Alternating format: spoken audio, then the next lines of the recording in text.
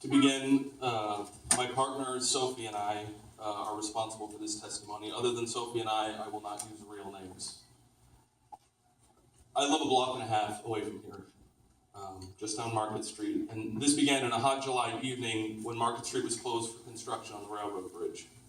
There was a group of 20 or 30 youth in the middle of the street, just right outside here, just right outside Mount Pisgah. And they were being pretty rowdy. And I and a number of other adults were monitoring the situation, trying to defuse it when the police showed up. The kids dispersed, and I and some of the other adults began discussing what had happened. There was a man, I'll call him Joseph, and his partner, I'll call her Elizabeth, pushing a stroller with their infant daughter across Market Street, right here at Allen. They were adults, monitoring the situation just like us. Joseph is black, as were most of the people out that night. A police van and 2 cop cars were just approaching the scene, pulled up alongside Joseph, Elizabeth, and their baby after they had completed crossing. We figured they wanted to find out what was happening from witnesses, no big deal. The group of adults I was with became concerned as 3 officers exited their vehicles looking pretty aggressive.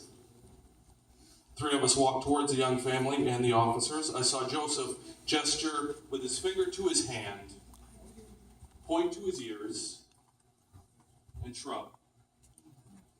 Officers had hands on him before we got to the other side of the street.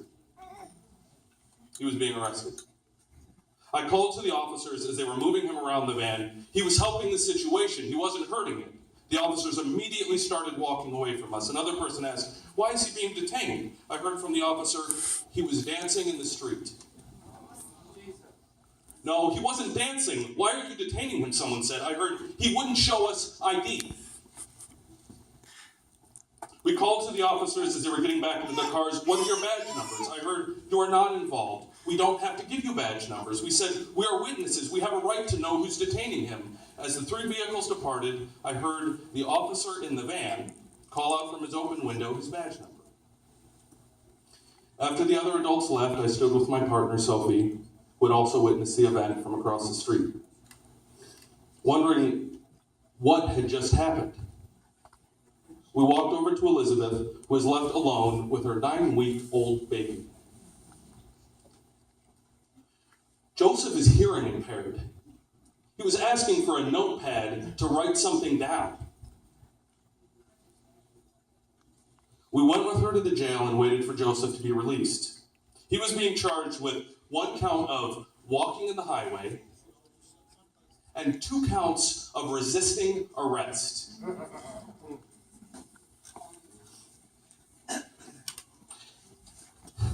And all he was doing was asking for an accommodation for a hearing impairment. Sophie and I couldn't sleep that night. The following morning, we went to the police station to file a complaint and to work to stop the charges from being processed. We were ushered into a small room after having given our names and our address. After 10 minutes, an officer came in, referring to me as Henry James Dick. I had given him my middle name, and not referring to the address I gave him, but an address I hadn't lived in years. I was intimidated. After we were done telling him what we had witnessed, he said that it would take 30 to 60 days to investigate. Joseph faced charges that would bring him in court in just a few weeks. So we weren't satisfied. We asked to speak to someone higher up. We spoke to Assistant Chief Sutherland. He said it would take 60 days to investigate. We asked to speak to someone higher up. We then spoke to Chief Hefner. Again, it would take 60 days to investigate. After 3 hours in the police station, the message was it would take 60 days to investigate, and the charges would not change. We then went to the state's attorney's, Jason Chambers' office. We relayed the urgency of this situation, stating to Mr. Chambers' staff that this was a civil rights issue. We tried to communicate that Joseph was being charged for walking in the highway when he crossed at a designated intersection and resisting arrest simply because he was requesting that the officers write something down.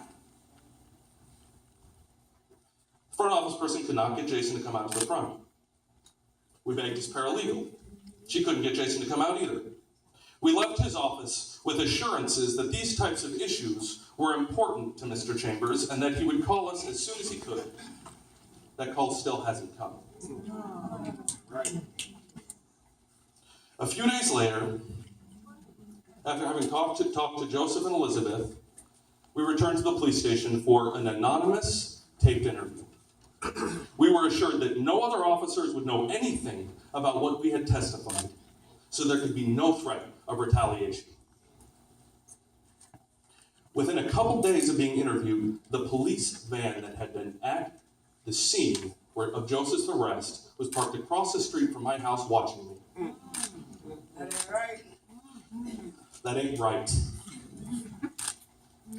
Police officers from that night were also hanging around Joseph and Elizabeth's house. I feared for Joseph and his family, and I feared for my own. 71 days after we filed that complaint, and 36 days after his court date, I received a letter from Assistant Chief Sutherland stating that our testimony was not sustained, unfounded, and that the officers were exonerated.